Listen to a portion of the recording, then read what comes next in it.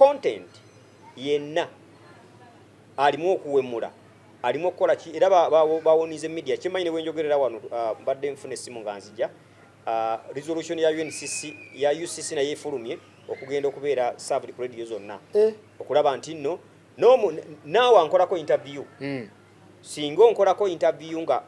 on squeezing okuntwala mu ekyo ekiwemula nawe bagenda kuvunaana soko kiddemu media ku interview nakino badde baga nti okuva lwe kyabaddewo eggulo interview zisusse eziwemula ku bayimbi abakwatibwako n'abo abalala bwe bali mu kubuuzaako kakati ate nga mwabakola interview mukozesa the same content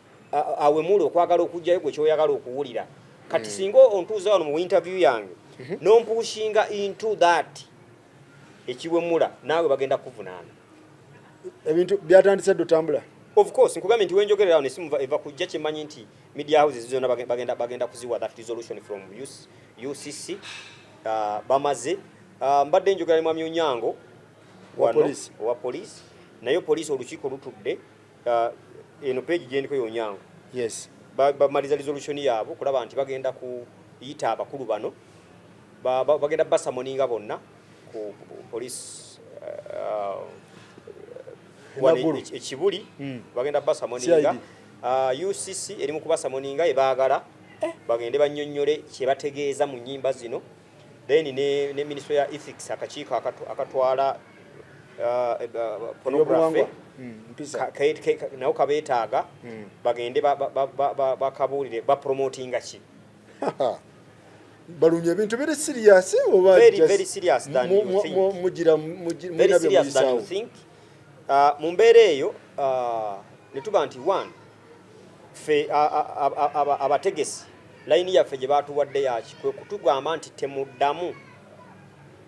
kuwa bantu abo business kwa mubawa olaba nti nno baprotecting through media ntobenga mu stoppings nti bwe tumala media tuddawa nti muno bagenda ku stage n'ayimba mu bivulu stop them from performing nafa abakolako interview namwe aba interview toddamu kukola interview nti bw'oba ogikola interview ku liri puzzle tomukolako interview emupushinga kunnyonnyola beyalate ti akola interview ku kyomanyi nti kifu ye defending mu kwagala okakasa abalala banna so kiri mu kugenda mu maaso and fe ne tugamba bannaffe actually na raising the point eri police oba olukiiko ne mbagamba obuzibu tulina nti omuyimbi tomubookinga kwolwo agenda kuyimba tulina abaana n'emikwano gyaffe abalala abategese ebivuludde bya Christmas nga abayimbi bano ready mwibali babatereddeko ne ku bipande booking bakwata tugenda kubakola tutya deposit resolution negamba nti they are going to actually wano kigamba nti blacklistings for performance kakati omuntu nga olina gravity oba olina lili puzzle ku show police yegendo chikola nti bataddewo akakunizo nze promoter wano nyinza okuba sirina maanyi naye nze okufuna show gikola mala kufuna clearance ya police kati police yes just an individual artist when you have a show in Uganda you have to get a clearance performance from police headquarters ku artist choy yenna kasitoba nga otegeza kivulu ogenda tuwandikira IGP oba oli alu oba wa jowandike ebbaluwa ne bakukiriyalinga nti Uganda perform ebyo byatandika ku mulembe gwa Kyagulanyi okitegeera ebintu nga biri serious kati saawa zino bikomyewo nti omuntu yenna ina show eyafunye clearance ya police before this resolution ayinza okuba ali safe nti olede weeri kakati tuli naffe kutwala buvunanyizibwa ffe abakulembeze baabwe okwogera nabo babeere mu performance zaabwe nti abayimbi bano bagamba nawo kwewala kino nti akakala akasente kasigaze naye kati ne public obutareactinga gundi nga tayimbye kuba olede kyekituleeta ku mpewo okugamba nti bano abantu balinako issue sobo omulaba mu kitundu ku nga tayimbye tokuba bintu kati balumya njagala tugende mpola yes abayimbi bano beemulugunya bagamba nti UNCC ebaddewo UNCC eriwo mu mateeka actually parliament egimanyi yes era UNCC ebadde efuna budget okupromotinga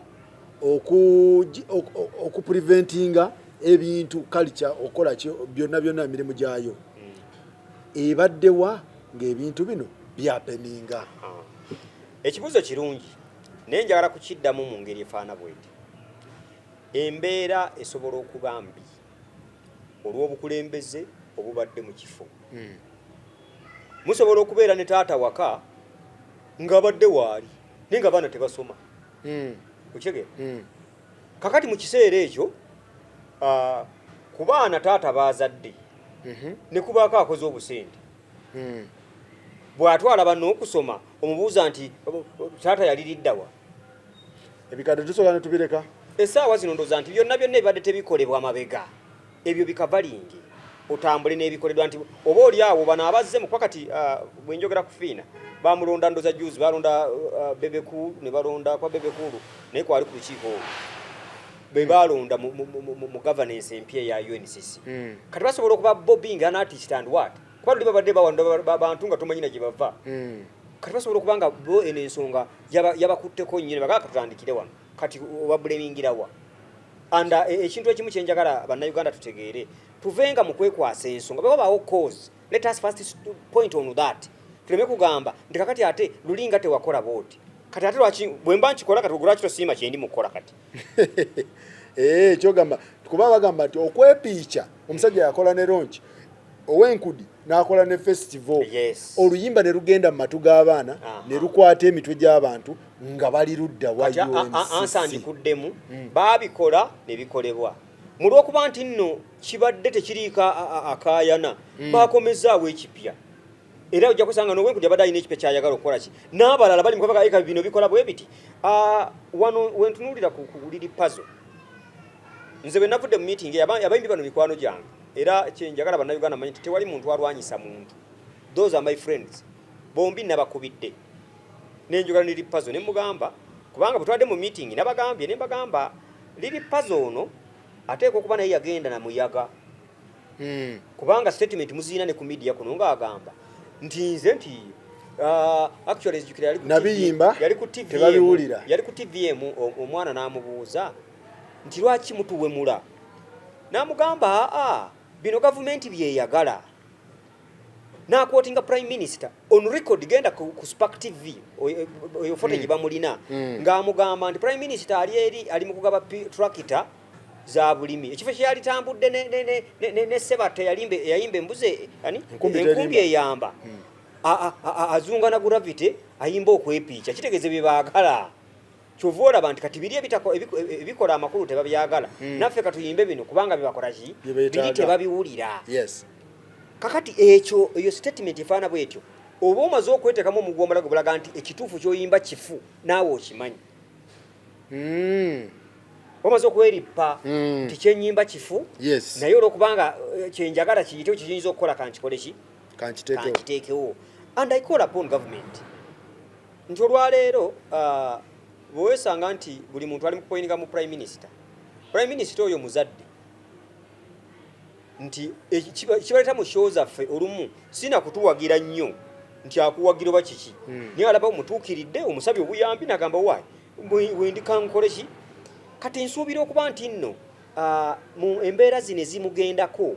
afuna engeri gyazidifendinga kuba kati bano abaana enkola yaabwe bwefaanana kati bw'ojja mu meeting y'abantu abakulu n'obagamba nti olaba nkola bwe nti mbeera kati omwana bw'obanga omugenyi akyadde waka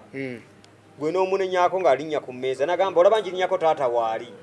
kati gweŋŋamba ki si kitegeeza taata yaba n'ekizibu. Kati wano we ŋŋambira nti abakulembeze nga mwagala okukozesa abayimbi bano okubawa numbers mugezeeko n'okubakozesa okudirivalinga message eyongera okuzimba eggwanga okusinga edestroyinga. Kati mukulu balunywa abayimbi be bamwe era bagamba nti mu interpretinga message ku lw'ebigendererwa byammwe tiye waayimba katugeze enkudi akugamba nze gwe ya interpretinga message yange era gwe enkudi gw'ogitegeera ki weebale nnyo bwe nnyimba essowaani gw'ointerpretinga ki ye kyagamba kyeyekwekamu weebale nnyo. Kakati mu creativity oba mu art muno kati muntu abeera creative oyiiya ekintu oyiiya nga oyina kyoyagala okulaga. Yes.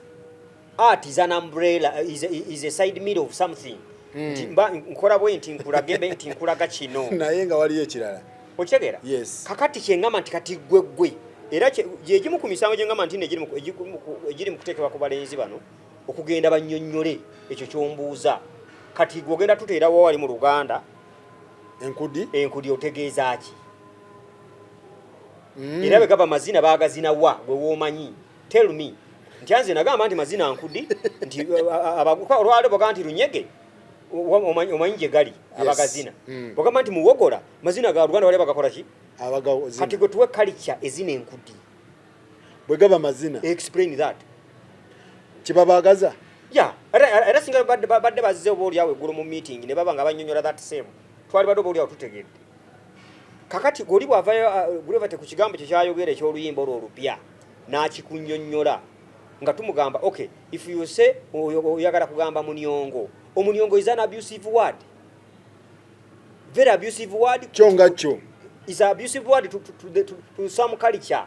Abantu abamu bola bantu bagamba nti babayita banyongo.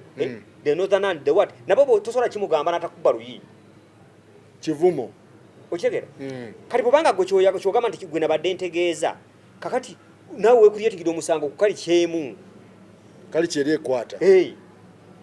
And let me tell you this, bintu mujja bitwalanga byalwali, but you will find nga wali abantu babiri basatu nga akuguddeko musaga ati nze owakali kyeno nze nvunaana. Tosobola kukijjako. Yeah. So bannayuganda n'abantu mwenna nga tuwagira abantu bano tubaagala omanyi okwagala bulwadde. Bw'oyagala ekintu ebimu ebibi tobiraba.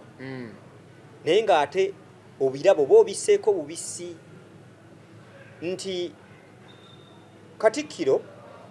yavuddeyo olunaku lw'eggulo nga ffe tuli mu bino naye yabadde ayogera ku nsonga zino. Yes. Bwe yazoogeddeko ate oyo yabadde musaale nnyo ng'omukulembeze wa kalica ekyo ey'ofiisi ye mukwatirako ddala okuvaayo n'akola statement ku nsonga zino. Naye mu bye yabadde ayogera kye nakootinze wano wenjagalira muto wange liri puzzle odde mu kasonda weebake ofumiitirize. Omanyi obutafumiitiriza kibi. Bw'oliyakite nga tofumiitiriza nze ndwawo okola statement mu bintu byonna ne bompisa no interview ntuula wansi ne mmala okugattagatta ne ngamba oli anaategeera kye nabadde ngamba. Mu kino mu mboozi za Katikkiro mu bigambo bya yagambye nti waliwo omuyimbi weeyo n'ayogera erinnya lye yakikoze akigenderedde to make that statement n'atamuyita Gravity n'ayogera erinnya lye The Wabuyu n'agamba eyeeyita Gravity ali mu kwonoona olulimi Oluganda ng'awemula lwaki owemula. Bwe yamaze n'akugattamu nagamba waliwo n'omulala naawe nayogera mannyago Yasini Mukasa intentionally mubeere abantu abalina logic. N'agamba n'olaba muyita Yasini Mukasa n'aleeta sugarcoat n'akusiiga bw'ati n'agamba ate nno oyo weewaffe w'e Masaka ab'e Masaka tebakola teboogera ebyo bintu si bwe batyo. Olaba bw'akujja ku oli gwe n'akubrandinga wano ng'ageza kuspicinga akulage nti gwe oli Muganda oli w'e Masaka gy'ava kwegamba at least wali badde nga ebyo obimanyi. Tewatutte budde kutuula mu kasonda n'ofumiitiriza bigambo bya musajja oyo nalabye reaction yo ate nga twayogeddeko ng'abantu n'onsiima n'okunsiima okuwabula nga mukuluwo but reaction gy'oli mu kukola mbi bakubuza bali mu kukuvugira wafu. Olwaleero gwe wennyini kakati muganda wange ddayo ewaka ddayo kuba famire abakwetoolodde kati va kuffe ab'omu kibuga kuba ffenna nze Juma Balunywa bwe nava ewaffe nze nva mu famire y'abaseeka nze kennyini nasoma Kurani nze ndi seeka ebyaddala. Era bw'ogenda ewaffe ng'onoonya Balunywa oyinza okumbula te famire yamwe baasoma naye bwe bagamba noonya seeka bakugamba okuseeka ki Juma tiye. Bwe najja wano olw'okuba nti famire gye nvaamu erina that background saakyusa linnya kuliteekako kirala kitegeeza art. Ne Kurani gye nasoma nze ni musiraamu gye nze era ntambula bwe nti. Kakati bw'obeera musiraamu n'osanga olutalo lw'eddiini nga lugenda mu maaso naye ng'oli musiraamu atasaala toyinza kulwanira ku side eri eyatali munaddiini ogamba kati nange kasasisa nange situukiza abasiraamu kati katukube bano abasiraamu tekisoboka osigala ogamba ni musiraamu. Now you as a Muganda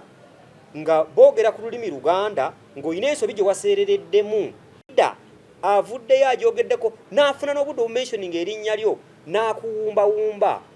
mbadde nkusuubira kuvaayo gwe mu speedi y'amagoga kati bannaye Katikkiro w'ekitiibwa taata ko nze bannange nze biri amazima nagenda olwaziri ensonga ze nayogedde mu kusooka n'ennyimba zange nnalumu olukola ebyo endala zonna zibadde zitegeeza bino akanzire wano but wave eri mu kukuvugisa bubi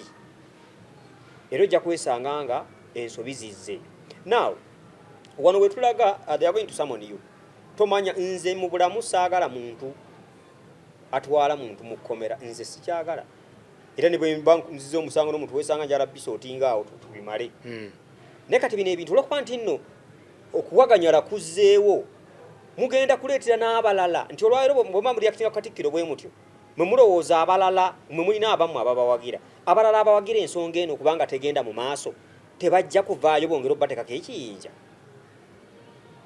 Second, will government sit there basupporting ndya bano batuyimbira ku laale zaffe nze nnyimbira Nabbanja ku laale ye Nabbanja akkiriza abeere wali abusing Katikkiro eyakuwabudde ku kyokola kwa Nabbanja agamba nedda sijja kuseererera mu ggwe. Abantu bangi babaddewo wano n'ab'amaanyi naye olwaleero tebabalaba si lwakuba nti tebakyali mu buyinza naye bano abantu balina enkola gye bakola akwagala awo wakwagalira bw'atuuka mu time nga takyakwagala amazima kana mu ggulu ne bw'okuba essimu tagikwata. So kyenjagala muteeke mu mitwe gyammwe you can say this and this bano kati ffe tubeera wali olwaleero bakwagala kubanga olinako ekyo kyebasuubira nti bakikuggyako bwe kinaavaawo ogenda kuvundirayo mu nju. So amagezi gembawa saagala kupiininga bano bokka nammwe abayimbi abalala mwenna nalabye n'oyo omwana bamuyitaani oba kididi naye ali mu kwogera ebintu bitakwatagana waliwo abayimbi abawala oyambala bubbi ozze kuseeyo oli mu kusitama bwoti ogamba tukozirengeza empale ogikukozesa eki. So ne mu resolution ezafulumye n'ekya dress code nakyo mwekiri era ne bakootingayo abawala babiri mu kiwandiko kyennina mwebali amannya gaabwe that's Shakira n'ono omuwala okozi yaani Gloria Bugi na Bugi naye mwamunokoddeyo naye mwali era poliisi neweebwa olukusa omanyi abantu abangi bayita resolution bwe mutuula ng'olukiiko lw'ekyalo ne mukola resolution nti resolution yaffe gundi tetumwagalako ku kyalo munoonya waawali amateeka ne mugenda akati bali abateeka amateeka mu nkola ne ba-implementinga resolution. So bino ebyasaliddwawo wano mu ba-stakeholder abaatudde musobola obirabanga ebya bulijjo but ne bukyenkya nga bakugambye nti bakusamonize kukutwala Kibuli ate n'otavaayo. Anti balunywa obulumi bw'abayimbi buli wano bagamba nti ekintu mukivuga speed nene mwakifuze speed kugira oti tubaagala kugira oti temuzze kugira oti tetusazeewo bwe tuti. Gravity agamba kitegeza mwagenze okujja mu kintu kino mu lukuŋŋaana luno nga mwasazeewo dde ekyokukola zezimu ziyinza okuba zezimu ku nsonga ez'abaganya okukola ki nga speed nene muvuga mulagawa speed nga nene gye muvuga. Saagala kuanalyzinga that way. Nkugambye nti ebimu ku byaleese resolution zino yabadde reaction ate ya Gravity yennyini ku simu eyamukubiddwa. Okitegeera nkugambye nti Abaganda bagamba nti gunsinza amala bitono.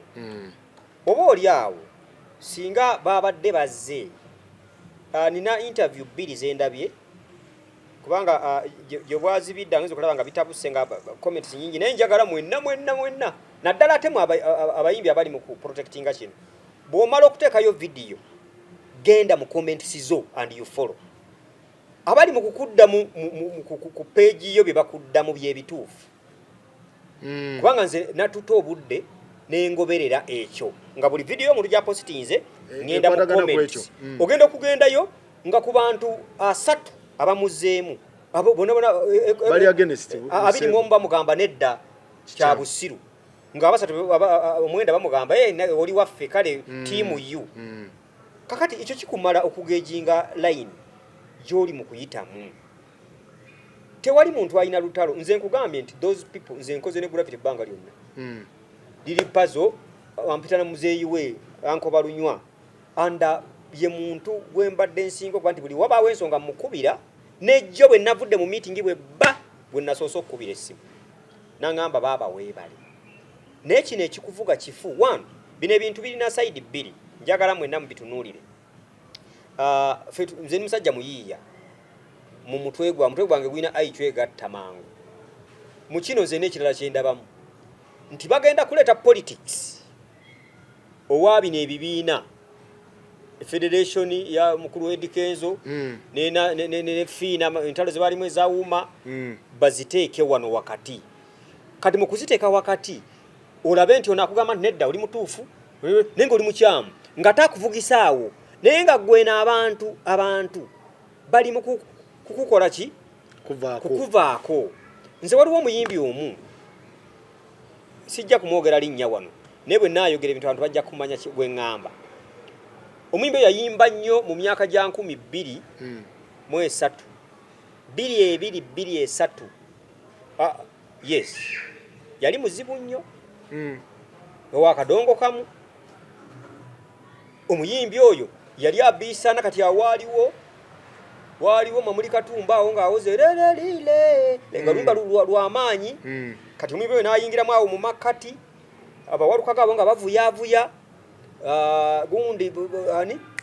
igozi weerya situse najja n'abatulamu bwe baba omusajja yali akuba sho mwete munnakuba ku sho Allahu akbar yali akuzisa muruka nga saafu bweti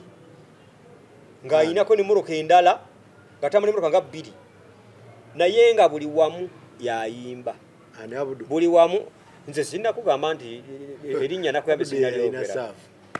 omusajja oyo bw'akuba ennyimba zeezo ebituufu naye akugamba nali siwemula naye ennyimba zaali zitabuse nnyo bwe zitabuka waliwo omwami bamuyita mukubira yakafajjo yalinga mu paaka awo kati nali ngenze nze olwo nga nyingira bidongo mbeera awo ninda bawolukagga kati alina oluyimba yali yakamuguza ebbanga ttono era olwaddako omugenzi Diiki yalugula bw'aleeta oluyimba olwo Diiki lwaki yalugula nkuba nsobola ki Diiki yalugula bw'aleeta okulutunda mukubira n'amugamba naye gwolowooza ndi musiru n'abantu basiru gw'onookwatanga bisubi bye bonna byogenda ng'oyimba ebisubi okuŋŋanya ng'ondeeta hano nze nkuwe ssente obeera biyimba byakuwemula toyimbako bintu birala n'amugamba nti ebigambo ebiwemula ku muntu biri 3 kati wenjogerera ku nnyimba ze wakampa wano ze naakakugulako oli ku kyakuna oyingidde ekyokuna kakati bw'onoobimalayo ogenda kuyimba ki nze sigenda gula ebyo bintu byo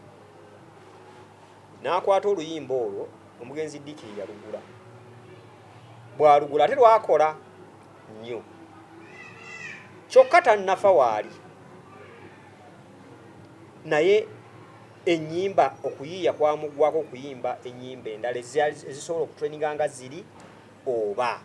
kikyenjagala mutegeeremu mu kino nti bw'oyimba ebigambo ebiwemula oba ebyekisitaza bitono ku muntu bw'ayimirira ne babikusongerako biri ebyo bw'obimalayo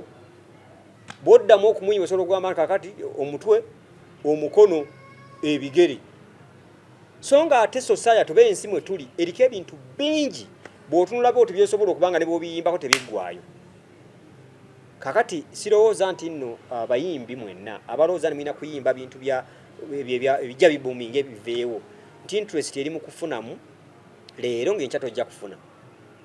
kubanga abayimbi bengeza bagamba abadde bayimba ebyo ebintuntu ebigira ne ku show zaffe abamu tetubalaba abo abayimba ebyo ebyokugira ebyokumaaso ate nga abantu baali b'amaanyi okusinga mwe temulina n'amaanyi ge muyinamu bati lwaki kubanga omuntu anoonya ensonga lwaki ajja ku show mwami Balumwa mututte obudde okutegeera music ono atandika atya okujja era kye kimuleeta kuba mwami Kenzo nabadde mulaba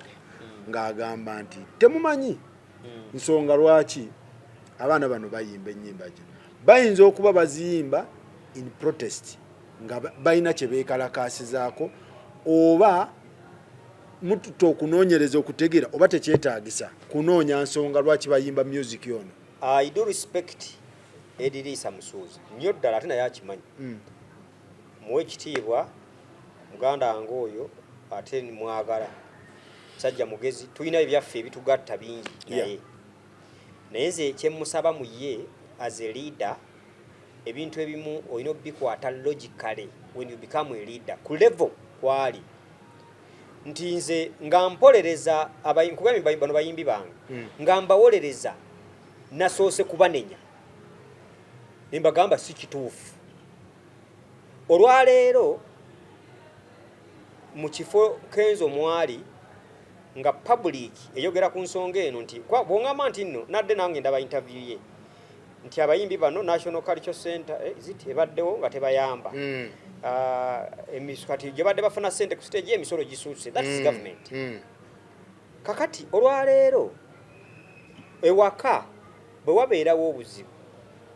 ate gwe nojja n'ofuna ayagala okuyambako busolovinga nsuubira nti kyemuba mulina okukola kutuula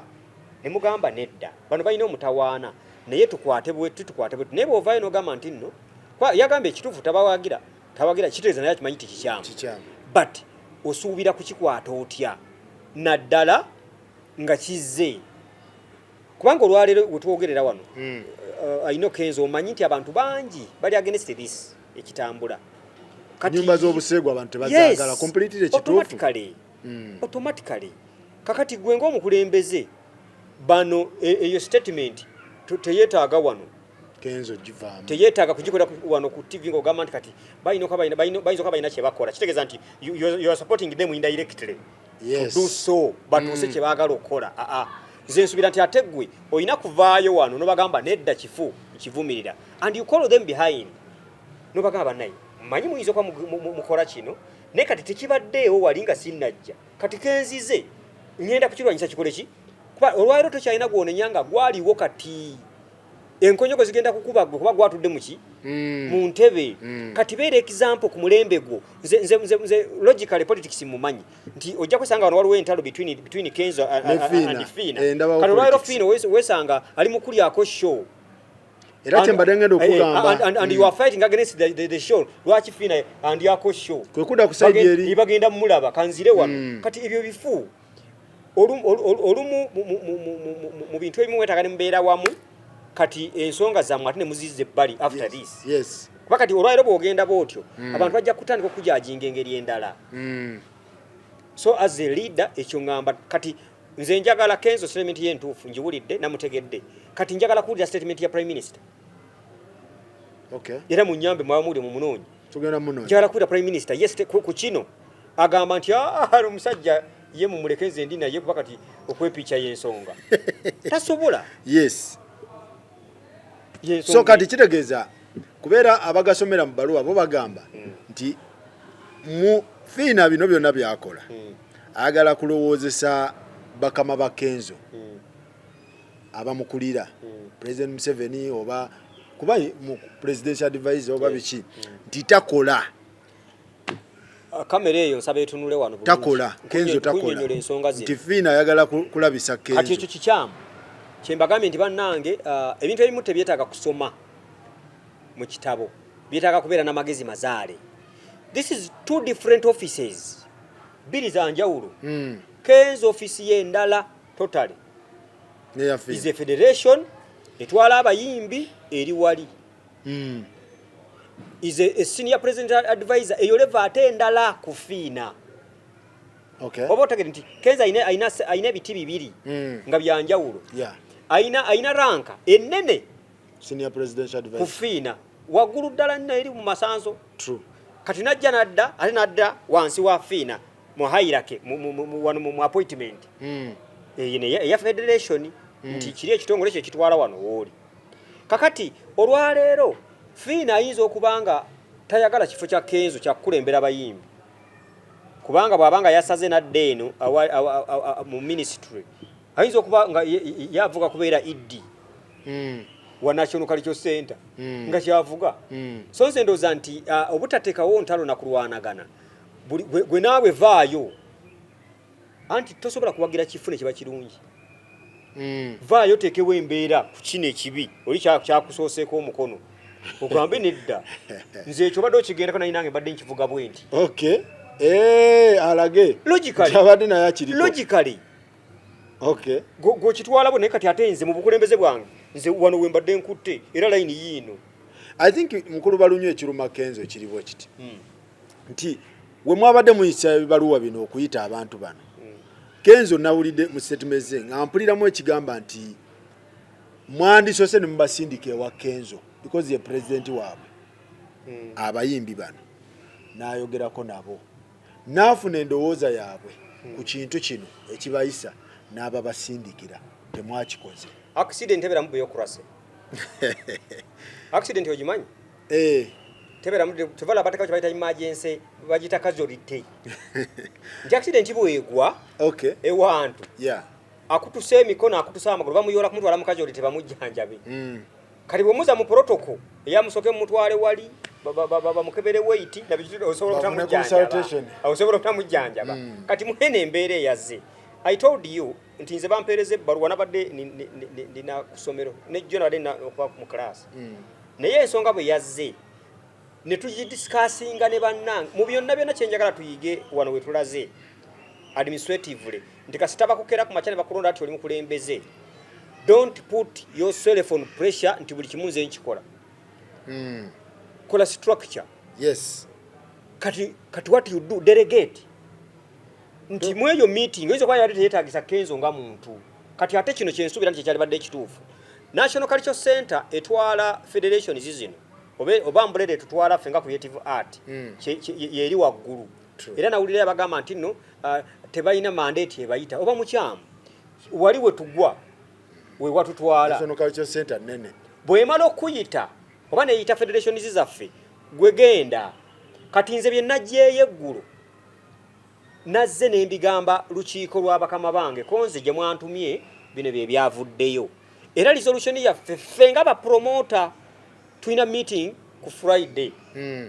okwogera kwene embeera era naffe tuteekewo layini yaffe ku level yaffe kubanga olidde mulimu abaana baffe abasasudde sente zaabwe olredde waliwo abatannafuna permit nenga baba abayimbi baba wa sente kati they have to be protected naye tulina kukifuna luvannyuma lwakiri kye twajjeeri kati ne Kenzo nsuubira nti yabadde ayina kutumayo muntu bali najja yatumye muntu ate yagenze kati bwamala obbiraba eyo kati n'ayita abayimbi be mu lukiiko lwe n'abagamba bana mumanye ekiriwo nti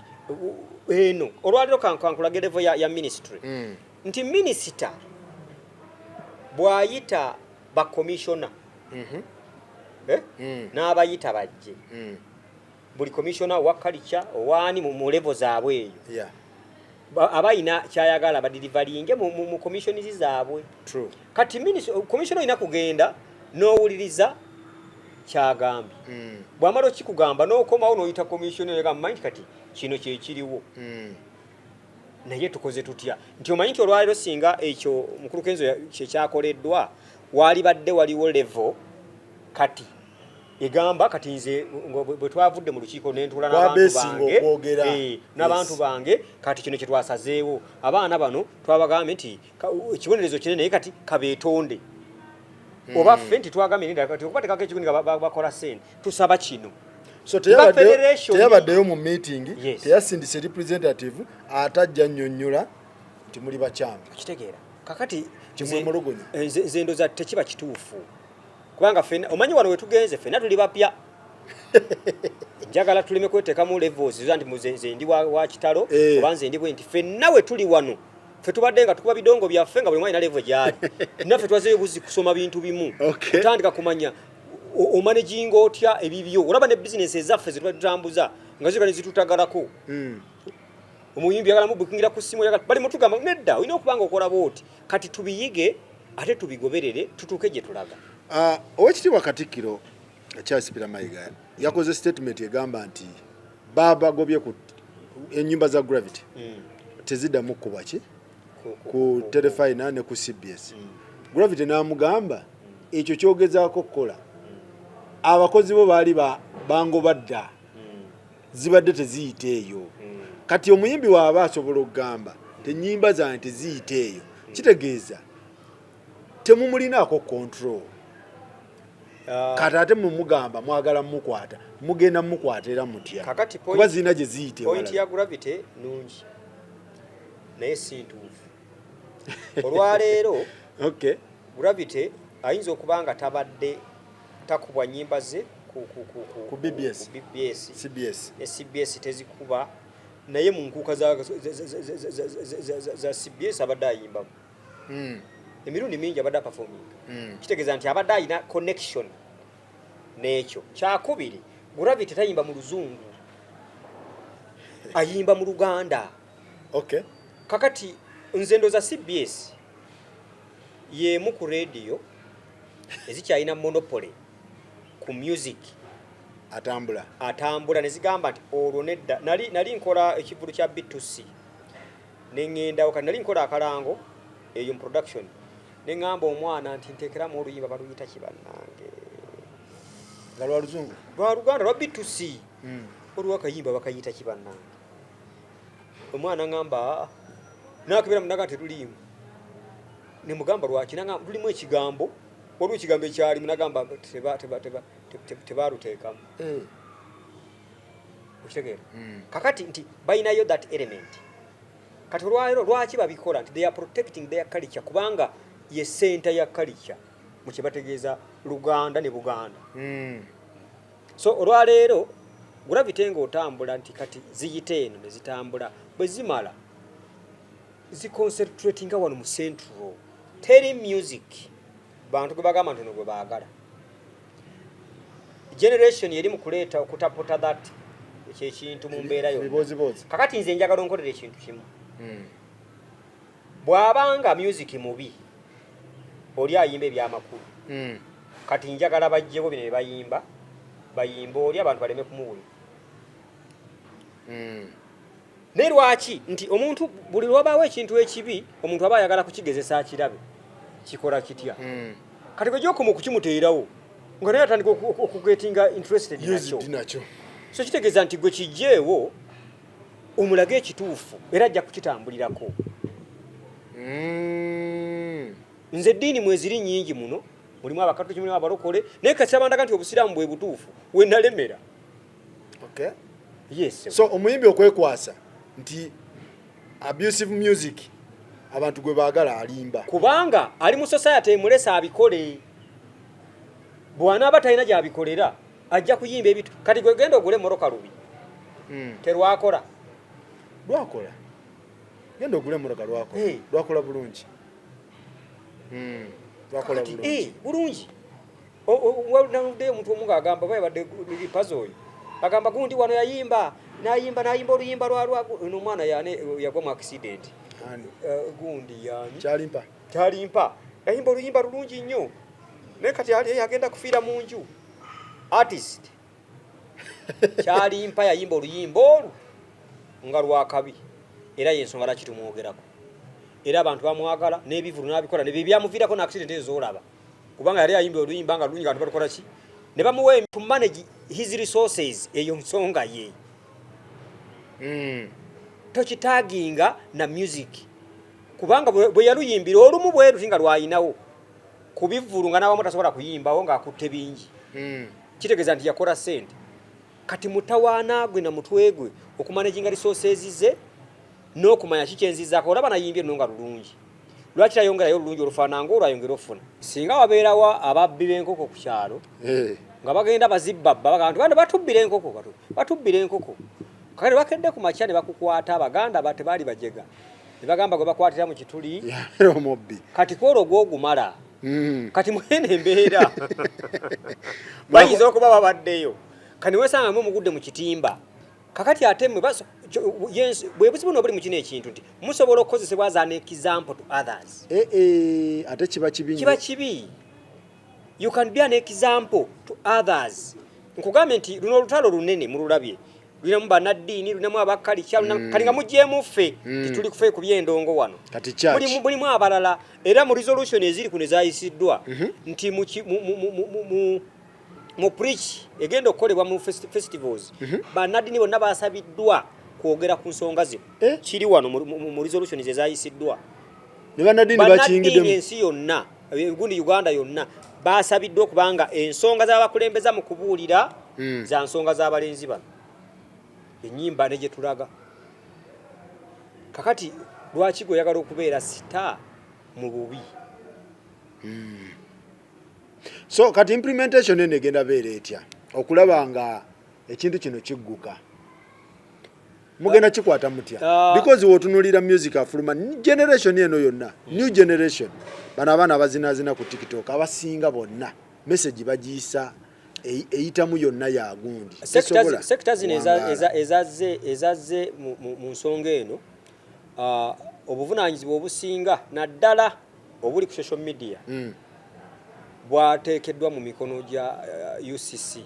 era resolution ya UCC bwemala okufuluma ngenda kusharingira copy olabe nti olwaleero ku misango egyo kwakati kyebadde banoonya balooya bakibayambe ne bakibalaga nti nga bwolale bagamba abantu wakati it's very sad nti osobola okukwata omuntu n'omutwala ku poliisi n'omuvunaana nti yavumye president nga yamuvumye eki ddamu kyembuuza aba yamuvumye eki ebyo ebigambo ebitayisibwa muki mukamwa kati bwe wabaawo abiyisibbwamu nga talina gwe nga talina gwe amene yabiyisizzaamu tebiyita mukamwa yaba akoze eki aba abifulumiza kitegeeza naye kiba nga ovunaana kiyisibwa mukamwa naawe ali ku TikTok yo bajja kukuvunaana bakulembezerembeze wuyo we paka mu kooti ogambe nti banayize nali nange sibitegedde nti bikola ki tebiyita mukamwa naye nti erabe amateeka ge gamu oli n'agamba nti Stella Nyanzi yawangula omusango ku bigambo ebyo nti yawemula naye nababuuza webiba nga byali tebiyisibwa mugundi kati lwaki babiteekawo lwaki biri created kakati weebale nnyo kyenkugambye nti bwera n'aguwangula keesi eyo kyenkugambye nti ekirungi nina byenkuweereza lyetteeka lyoyogerako eryaliwo lyebaali bawaabidde ne balitereeza nakati mu resolution ezimu kuzaayise okulaba nti akakiiko kano kagenda ku enforcingibwa okugenda ewa Chief Justice okulaba nti nno etteeka lino lyongera balyanguya okulitereeza litere kati mugana amateeka amalala agaliwo kati gwe mbagenda okuvunaanira mu zino penal codes zenkusomedde wano mwe bagenda okuteeka nga liri bwe likola ki bwe litererezebwa nti baba bakuteekako bakusomera emisango gwoyinza okukola omusango baguyita trespass nti oyisaawo naye ne bakugamba nti wayiseewo n'olinnya ku mmeeza n'oyonoona n'ebintu oyina bakugamba nti oli yayiseewo talina yayiseewo buyisi yasaalimbiddewo nze siri munnamateeka but mmanyi nti nno ekisookera ddala mu bino ebikolebwa I want to defend myself and the team tewaliwo interest ya muntu nti alina ekigendererwa ekiri awo ekikusike kuba kati mazima nze liri puzzle nkugambye nti kyaliwo ne gravity oli kyaliwo tubeera bwe tukuba akapiira wange buli muntu gwolina mu ssimu ng'omukristo nagamba kiki balunywa muba mwemanyi tewaliwo naye andi bagamba mubataddeko embeera ati eyaki mbu mulina accountability omukulu sale gye yabasaba kati ayagala kulaba nga mukola kati kwe kuvaayo ne muleeta embeera eyo nina ekintu kyengezaako kugamba abantu olina omukozi ewaka sirina kati bw'obeera n'omukozi ewaka ng'oli mukyajja mufungo najja n'agamba mukyala n'omugamba n'aba n'ebintu byakola bikyamu waka saagala bintu bwe lwaki okola bwoti lwaki omwana omugira bwoti kati mukumunenyamu eyo ensonga najja agamba mukyalawo nti baawo nono yadde ankwana okitegeera naye nga muyabadde ankwana mu mbeera bwe nabadde njogera ebyo sitayogedde naye eri mu kasenge yabadde awo ng'otudde ne mugamba naye olaba yogera n'omukozi w'oyo ebintu bwe biti n'ebiti si birungi kati n'akugamba nti yabadde ankwana gw'omukazi engalabiyo negamba olaba Omusajja muzibu ndoza yesipye kumwana kwa yadamu kwana. Kakati gwe nabadde nkwana lwaki ate ninda kumukwatira mu eyo nsobi. Lwaki omala kumenya giraasi. Olwo ekyokuba nti nkukwana ne kijja. Lwaki tewandipotinga nga si tonnabaako na kyokoze. True. Kati ebintu ebyo tulina okutunuulira. So baleme kwekwasa. Tewaba nti no bakulwanyisa. Gwe yimba ebitali ebyo. Olabe bajja omuntu agambe naye kati bannange basajja bano. Omusajja ayimbye bwati ne mumugamba. Omusajja ayimbye ku mwanyi. Kakati ate tumulwanyisa ki? Ayina interview gravity jakoze actually kana akagundi omwami wa UCC yavo kampeereza. Agambe ate. Waliwo omwana abadde mu interviewinga oba yabadde waawa. Akona. Waliwo. Omwami wa UCC yavo kanza nyira okampeereza wano. N'agamba n'ayogera ekigambo. Sisobola kyogera. Agambe. Kaka. Wagira abana basabwe kwata trend yeyo. Eri pazo muyimbi wa boss amuli agambe overnight. Kaliko wosubira. Yatugamba ko mwadde nku yatamuzzaako aneze ya mwadde business y'amagulu efira kiralo. Ayinamu n'amazanyo ga bulangeti. N'enyimba ezo bw'oba tezikuswaza kale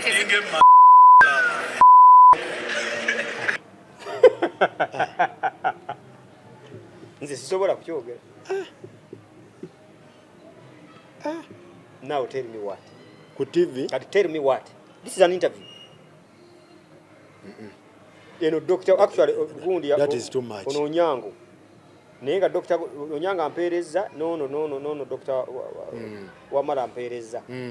Kakati ekyo bwo kinyonyoroti. That is too much. Awo tewali amulwana. Awo tewali amulwana. So byebyo bwe bityo munnange. Kati omwana nakera ku macha n'ayimba mu 7 machi. Matakonko. Naye nga ayisawo ki? Kati nga okimanyi. Kye tukugambye nti muteeka lino lyabadde batunyonyola balooye eggulo. Bagambye nti nno singa okola statement nga erina obubaka bwe yeefaananyiriza oba omuntu kyafumiitiriza ku kyo kuba musango. Naye okufumiitiriza buli omu afumiitiriza mu mbeera naye waliwo Cultural Act kiri omwo mu dabinoonya mu malinze amateeka. So singa olimba ekigambo nga kiina kye kyefaananyiriza kiina obubaka bwe kireeta. Olwaleero let me tell you one thing, kati kanko ekyokulabirako bwe baba basomesa abaana ku siriimu babagamba ki? Temwegatta, abstain, use condom. Kakati bwe baba bagamba kati okwegatta kiki? Okwegatta ndowooza tokigenda mu nnyo. Weebale nnyo. Kati kyengeza kulaga nti waliwo obubaka nga obuzimbye ng'olina abantu kyoyagala bategeere. Nati ne basebata baziyimba n'ayimba gundi. Kyoyogera kyekyo dole w'omwana. Nti mu mbeera eyo kozesa ewe to protect. Osabike ekintu ky'oli mu kuwa abantu bajja kitegeera nga bw'okyagala. Don't tell them.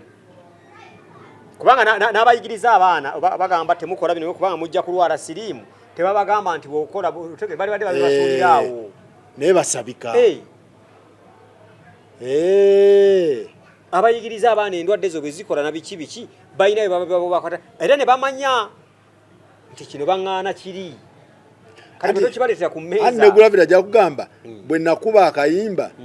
kano kendeese ka bijanjaalo enva ezisinga za bijanjaalo. Kakati interpretation. Kati ani amuvunaanize ku bijanjaalo? Kati ekirala kye mutamanyi. Ennyimba ziina ndowooza wano ku guno mulembe bayimba verses 3. Oluyimba luba ne chorus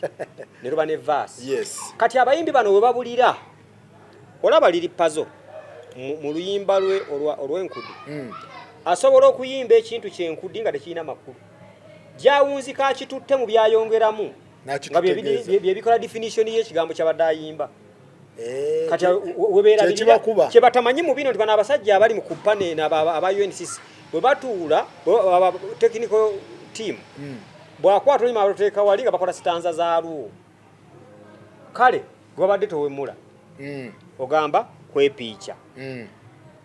ebirala bye wayongeddemu munda bitegeeza ki ku kwepiica bye bikola definition yakino kyobadde ogamba bw'ogamba nti kozi nkudi kati mazina bagazina mu kiro eyo bazinitsa baligalisa amagulu abaana bava mu nkudi you understand kati kiba kimaze okukyuka ne bw'oyagala okikweka otya oba maze gwennyini okipaaluusa nga kikuvudde mu ngalo basabata bakikola batyo kisabika paka ku endi kakati ndowooza kali kya mulembe gwe baalina kati nze ewaka ewaffe bannange walla ye nga ne bw'okyogere nowemudde fe emboko manyi zaatukubanga kubaddole w'omwana toyinza naye nga bw'otuula mu nsonda bw'oti anti omanya nti musajja ebintu byonna yabyogera naye toyinza mubuuka ddole kati kitegeeza nti oyo atuuka ku levo y'abantu bakulu okutegeera avoid your message to preach this younger generation etanatuuka mu kutegeera ekyo yagala etegeere kibagezaako okuavoidinga bw'oba oyimbira bakulu sing to the level 18+ nti bwe banaatuula bajja fumu tebakitegeere naye bw'okireeta ku levo y'oli ayonka naye okumanya nti awo yabadde agamba kino ekyo kiba protecting oba tobisse bw'obanga omwana wa primary asobola otegeera enkudi nawulidde omuntu omu agamba kati mugamba nti kozi ne bakenzo bawe mulabagamba kozi ngenda kulya ku sumbi kakati sumbi ze sumbuusa mbusumbi yali ali ku ki nte simanyi naye kugambye nti oyagala okugatta okuwemula kwe ne bali bayagala muteeka ku levo yo kati ate yakusukkako n'ayogera kirala nti when talk about sumbuusa izikulya sumbuusa njagala kulya sumbuusa kati ebiddako mbune Sindi yabiyimba dda. I'm not defending anyone here. Naye kyengezaako okugamba ba artist baffe basabike tugezeeko okumanya gye tuva ne gye tulaga. Anti bagamba mwagala balemesa abaana baabwe basoma kati lindako kati nze mwagala balemesa nze ntegeka ndongo bwe nnemesa omuyimbi w'endongo mba ngenda kutegeka ki aba toyina kati sisobola wabula kyenfa nnwanira audience yaffe eno esigale nga omanyi waliwo ekintu kye tugenze twesibako nakyo njagala kukikuwako analysis yakyo kitegeere tuyimbira generation bano be baliko omanyi lwaki abantu mugamba baliko bakyaganya okujja mu bivuluyamu leero it's on record nti concert zonna ze tukola ku level gye muyita generation tezikyafuna bantu lwaki the generation you are looking at ekisooka mulimu eyagala nuisance mulimu etayagala eva mu family ekyo sigenda kukigenda bw'omala okuba nakyo they are starting to come okuba ne sente mu mpale balandiko bavude oyimbira abaana basome sente bazijjawa muzadde yamuwa omuzadde nkwate sente mwana genda mu show ya kozi festival ya Bundi I can't kitegeeza n'okumbuto tingira wakaleme kujja gyoli kakati olwaliro bwe kijja ntugamba nti kati shows nabadde shows zizeeyo nti bali mukulaba baluna mubiru ababalaba bebe bayimbira okuva edda nti alina obudde obugamba nti bana yakayimba tiketi kangende mitwalo kunyeta ndabe show kubanga alina attachment n'oluyimba olwo that's why kali shows zizeeyo zaba bayimba ebyo zibikola kubanga generation yabe mugamba bakuze nabo mu kukula nabo tebafuna mu diversion tibasigala oluyimba yayimba lwe lwakwana mukyala we omuwala lwe lwamukwana lwe lukoza amaka mwebali ne bwe batabuka lwe lwakukonsolinga tetuzirina generation eno ate ziriddawa kati gwe nyinyonnyola nodirido talina kyagatta talina kumaka ati amugamba nti ki by the way analysis yo njagadde bwana balumnywa ti mu generation eno mulimu abatabyagala mulimu ababyagala yes katata tukula nayo nogenda nabo kati ne bana babyagalira bagenda tuka stage omuyimbi gwenkunyonyoddeko emabega ekyamusuula sikuba nti taliiwe yafa naye bali be yali ayimba nabyo ebintu bire bamuwagiranga batuka omanyi olaba bino bye tubeeramu bino osobola okuzanga nyambadde empale ennyimpi ne waliwo emyaka we naatuukira nga sikyasobola giteeka mu magulu ne bwoba oyagala nnyo Yes. Kakati ababaali bawagira omuyimbi oyo kweyo level ngera bamugamba hey fe batuka mu myaka egitabakkiriza kwa associating naye ne bamuta nga tebasobola agenda togira okitegera awemula kakati olina audience gy'ozimbye ng'onoomuvinga nayo nabadde gyo muomi nankubira esimu nagamba mwayi balunywa banaye njagala kulaba ku show ya Sebatta naye ne mugamba eti nenga musajja mukulu nodde nokola mu bidongo ne mugamba kanjogere n'abategesi kati oyo omuntu omulina onobera n'omuyimbi mu myaka 10 oba 5 from now omuwagizi wo nga ayagala kujja kulaba nti kanzigenda be gundi ani okwepicha tasobola nga mujjemu politics ono kati gono mwateka politics ono awagiro ono but do you have the content a containing your audience abayimbi abaluzinze audience abamu bali abusive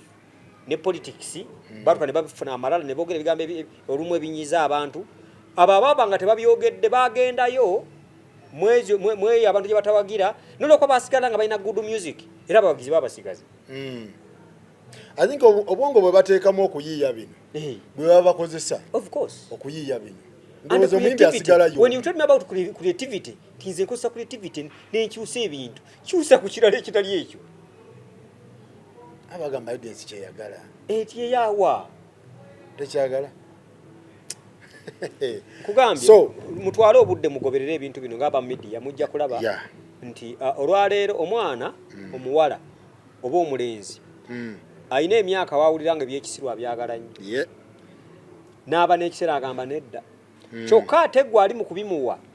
gwe tosigadde mu kifo kyekimu kyoga nti nze ndi moto sikula nze wano nja kubeera n'abanajja banansanga wanaba kati eyo level bw'obanga obadde ku level eno manya nti wanesayo nanvaawo dde kweddako kati otambule na bano ko omaze okufuna base kosimbudde ne kati genda n'abantu bo ogende wootuukira wali nga nti mbalina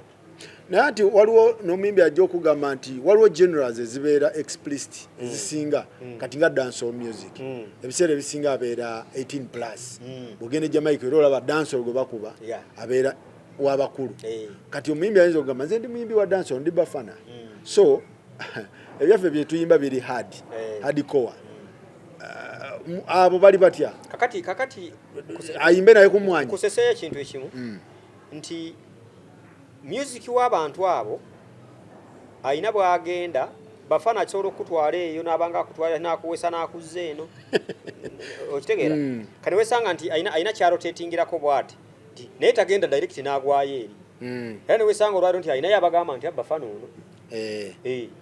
yes kati baako n'ekintu baako ne trademark omuntu gyagamba nti mu bino ebintu byaffe olina okubaako ne point omuntu wagambira nti ogamba Faruku ono true bwe bikulema then you are down so obubaka bwo obusembayo eri abayimbi obubaka bwange obusembayo eri abayimbi as a promoter by the way sogerera abayimbi njogera aba promoter naye you are partners mulimu gwe tukwata tetusobola kubeerawo nga tewali bayimbi temubalwana tetusobola kubeerawo nga tewali bayimbi mu mbeera eno kikyengezaako bagamba nti olwaleero bwe babanga waliwo ababalwanyisa muveeyo gye babalwanyisa tuterere mu layini tutambule okuyimba kuno mulimu ddala era mu bizinesi n'abantu gye batamanyi nti ye muntu nti omuntu ng'asobola okuba n'omulimu nga gumusasula miliyoni 3 miliyoni 4 dakiika 4 sikyakusaaga so bw'olabanga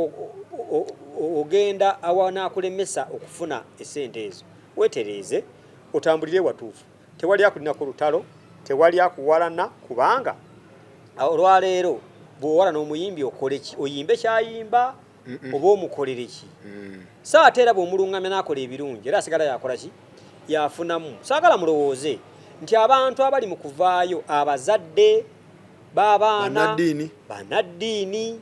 n'emikwano gyammwe abamu abali mbagamba nedda nti olwaleero oyinza okuba liripazo likyali wange bweva ne ngamba nedda kino tiwakigize naye kati oba wayiseewo kino gira booti mbasi kulinaako ngezaawo kulungamya osigale nga oli mulayini tosobola kubanga abasigadde bonna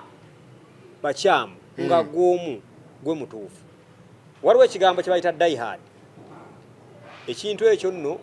twesibako kyesibe ba die hard baffe batono omuntu mu nsi ayinza okubeera die hard wayinza kuba muzaddewo bw'abanga mwakula mulina that bond taata maama naye ne muganda gwe muzaaliddwa ku lususu ayinza obutabeera die hard wo second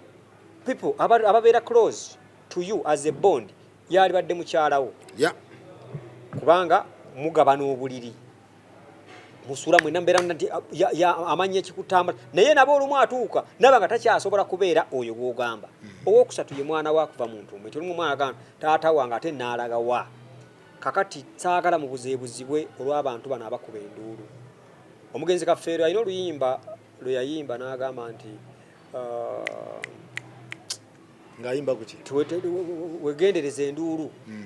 kubanga enduulu mbi wano bagikuba ng'ojja ate bw'oba oddayo bayinza kukubira ya wuuyo wuuyo mu kuba amayinja. Okay. So amasanyu ga bulangiti era naye abawemula.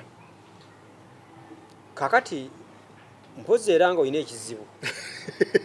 Bwe nnyonnyola kitegeeza ki era? Ekiriwa? Amasanyu ga bulangiti. Amasanyu ga bulangiti. Bulangiti ye kyeki? Kyeki weebikka. Weebikka oliwa?